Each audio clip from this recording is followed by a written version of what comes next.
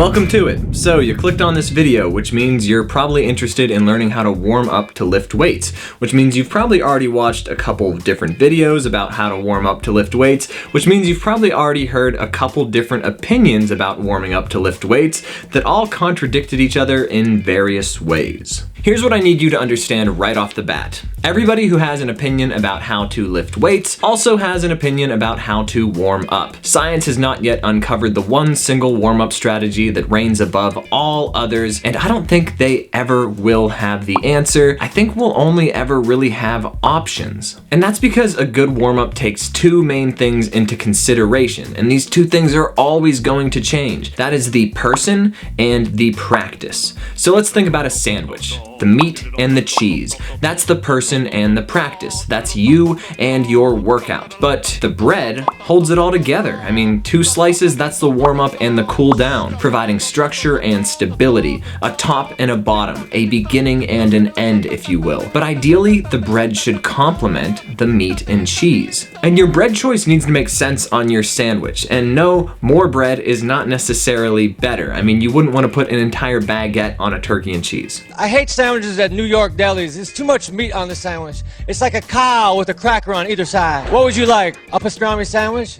Anything else? Yeah, a loaf of bread and some other people? And the type of bread also matters. The type of warm-up also matters. For example, you wouldn't put your deli sandwich on banana bread. You'd use a delicious local white bread like this. Similarly, I'm a delicious local white guy, clocking in at 150 pounds. I'm 24 years old, I'm a personal trainer, and I like to lift weights and experiment with strength training programs. So that's what this warm-up routine is going to reflect. But no matter who you are, aspects of my warm-up routine will apply to you, as will aspects of other people's routines. And really what you need to do is stop watching YouTube and try some of these different warm-up routines and see what works best for you. But based on my own experience, you know, what I've learned through training myself, training my clients, mentoring under other trainers, and reading lots and lots of books, here's what I think you should definitely try and what I think you should definitely avoid. So we have 5 things to try and 3 things to avoid, but let's get the bad stuff out of the way.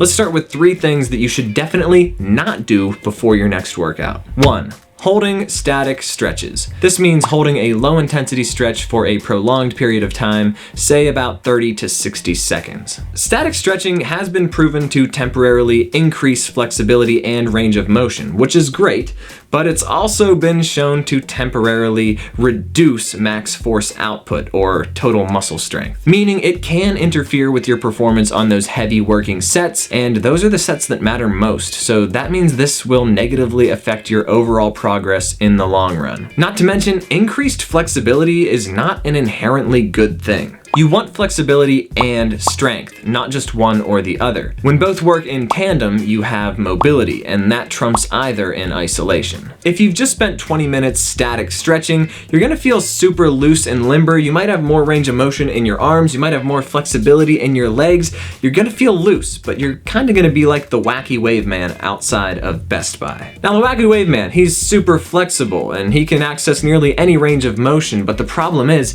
he can't squat with 200 pounds on his back. Wacky Wave Man is all flexibility, no strength. Flexibility without strength is dangerous when heavy weights are involved. If you use static stretching to unlock new ranges of motion and then you immediately add a bunch of weight to those new, unfamiliar ranges of motion, you're gonna have a bad time. 2. Doing too much cardio. Don't get me wrong, doing some cardio is smart, and we'll get into that later, but going for a 20-minute uphill run before leg day is just stupid. Sorry. Your muscles only have so much energy to expend, and you want to use that energy when it matters most. If strength training is a priority, then you don't want to drain the tank on cardio before you lift weights. If you want to train strength and cardio, then you should just separate them. Train strength one day and cardio the next day, or strength in the morning and cardio in the evening. Whatever you do, just don't do them back to back. And if you have to do them back to back, do your strength training first. You need lots of explosive energy to make progress lifting heavy weights during your working sets, so save that energy for when it matters most. 3. Going too hard on warm-up sets. Boy, did I used to be guilty of this. And this one really follows that last tip, but instead of too much cardio, there are a lot of people out there doing way too many warm-up sets that are way too difficult. No pain, no gain, right? I mean, that's kinda true, but you gotta put that pain in the right places. You have to be very smart and careful about where you expend your limited energy. Just like a cash budget, you have an energy budget. Do not waste your budget on the warm-up sets. Warm-up sets are not working sets. Your working sets should be high intensity, high fatigue, close to failure. Your warm-up sets should be low intensity, low fatigue, far from failure. There's only so much money in the budget. There's only so much energy in the tank. So don't spend all of the energy on the warm-up sets. That would be like spending all of your money on the bread and then having no money left over for the actual substance of the sandwich. Just like you shouldn't do too much cardio, you should not take your warm-up sets to failure. But what should you do instead? Let's stop talking about the bad stuff and let's stop talking about this stupid sandwich metaphor already, and let's move on to 5 things that you should definitely try before your next weightlifting workout. 1. Warm up. Warm up. Huh. Who would have thunk it? The main functions of a warm-up are to reduce injury and improve performance, not to burn maximum calories or to drastically increase flexibility. And one of the proven best things that you can do to decrease your risk of injury while increasing your performance is to simply warm up. Like literally.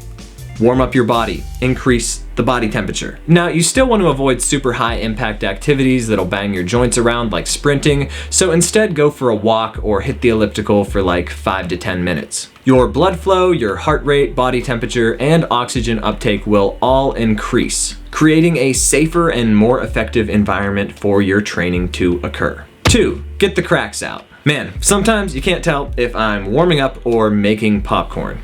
They sound the same. Especially if you're working out early on in the day, you can expect your bones to snap, crackle, and pop. Girl, don't press your luck before I knock the Rice Krispies out of you.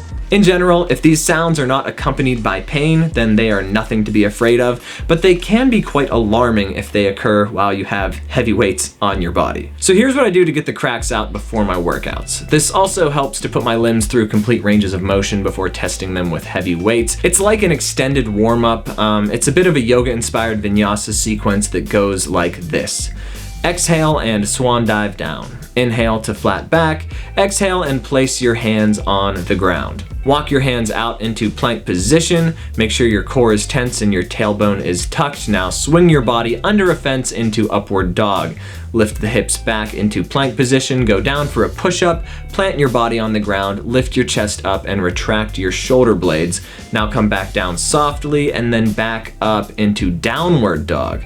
Raise those hips up towards the sky before walking the feet up to the hands.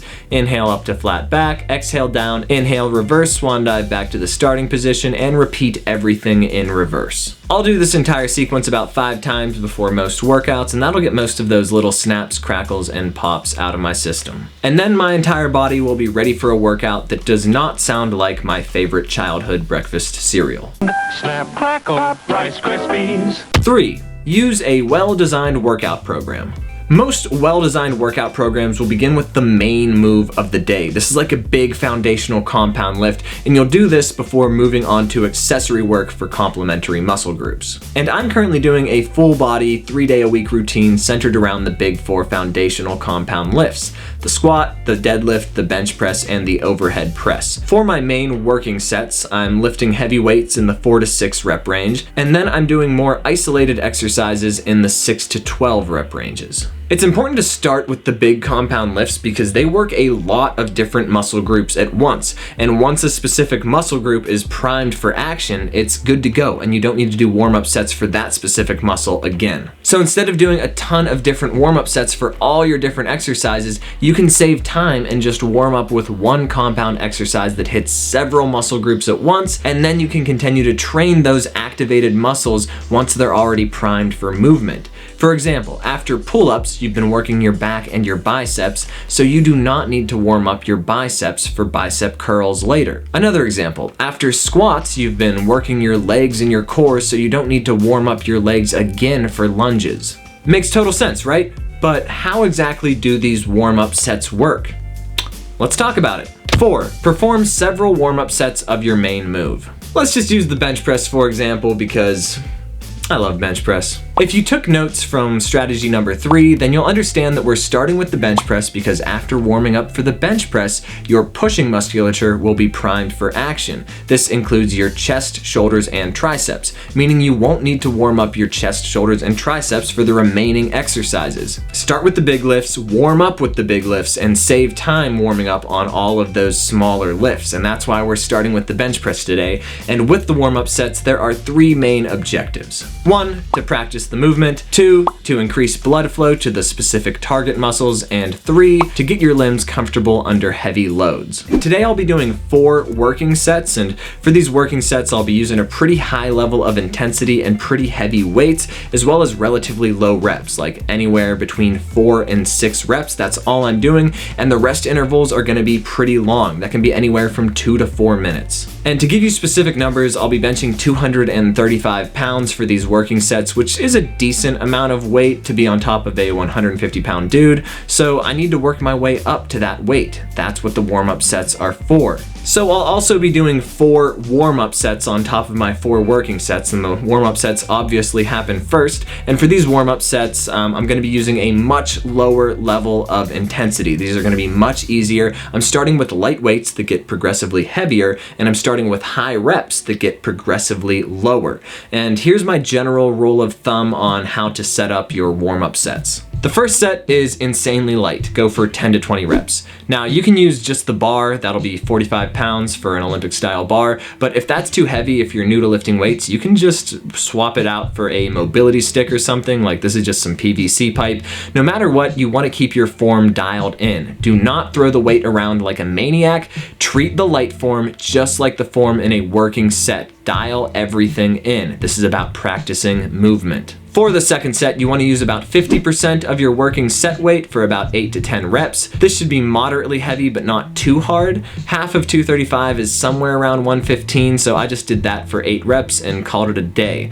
Now, I probably could have done 30 reps with this weight, but I'm saving my energy for when I need it most, during the actual working sets, not during the warm-up. For the third set, I'll use about 70% of my working set weight for about 4 to 5 reps. So for this set, it definitely starts to feel heavy. Like there's definitely weight on the bar, but you're still not going hard. You're still just getting your limbs used to having that heavy load placed on them, and you're definitely stopping before any real muscle fatigue sets in. Now for the fourth set, I'm using about 90% of my working set weight, and this is definitely where it starts to feel pretty heavy, but it's still not hard. Again, you're just putting your muscles, your bones, your joints under load to prime your body for those upcoming working sets. I just did 2 reps here, and I probably still had 6 in the tank, and that's okay. It's not about beating yourself up and burning maximum calories during the warm-up. It's about getting your body ready to make as much progress as possible during the actual working sets. And then after these warm-up sets, you can go right into your working sets and complete your workout exactly how it's written and hopefully have a phenomenal time. Now you need to be aware that if you start to activate any other muscle groups, say if you started with bench press and then moved into legs later, you would have to do warm-up sets for legs because they were not that activated in bench press. Even if you had some leg drive, it's not enough to really count as a warm-up. So say if you moved into squatting, you would do some warm-up sets of squats, but if you moved into tricep extensions, your triceps are good from the bench press. What's really going to save you a lot of hassle and thinking in the long run is just having a well-designed workout that takes all of this into consideration so that you don't really have to think about warming up that much. And if you feel like you need more specific help designing the right program for you, please do not hesitate to reach out via the contact form on my website. But otherwise, and to be totally transparent, there are a bunch of free beginner workout routines available online. If you're just getting into strength training, you can go find them, download them, and follow them, and most of them are going to have the warm-ups built right in, so you don't necessarily need to reach out to me, but if you think I could help you, then I think I could help you too.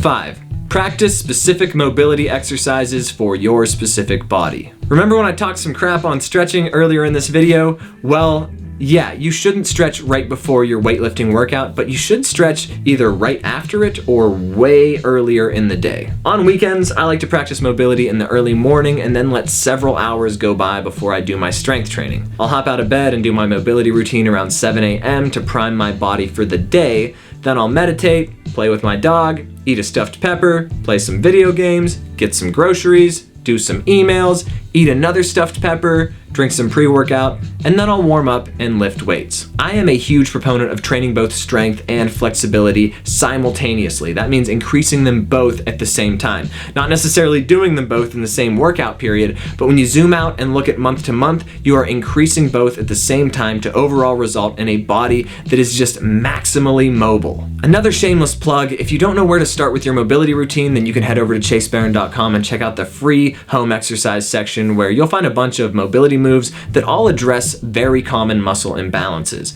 Each exercise comes with a description, some written cues, and even a downloadable video file so that you can figure out what you should do and how to implement it for your specific body. And one last thing before I go. Honorable mention, tip 6, take pre-workout. No, you don't need to take a pre-workout to make progress. No, you don't need to take any supplement to make progress. That's exactly what they are. They are supplementary. They come on top of the big pillars of health and fitness. And that's why this is just an honorable mention. The vast majority of progress is going to come from getting the big pillars of diet, exercise, and lifestyle in check, but the right pre-workout and the right dosage will enhance your warm-up and your workout, and it might help you make more progress over time and therefore achieve your goals a little bit faster.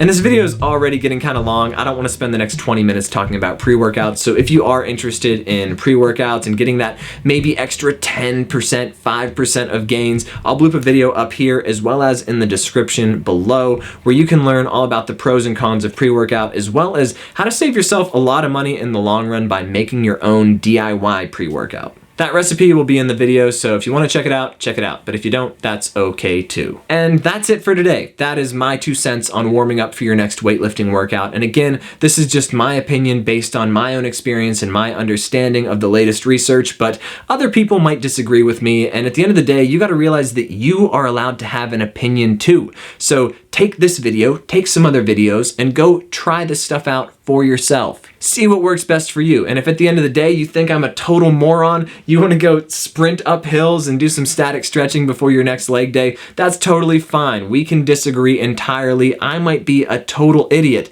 But if you think that, before you go run those hill sprints, don't forget to subscribe to the channel and like this video because nothing makes me more angry than when you guys subscribe to my channel and like my videos. So if you think I'm an idiot, don't forget to do that, and we will see you here in the next one.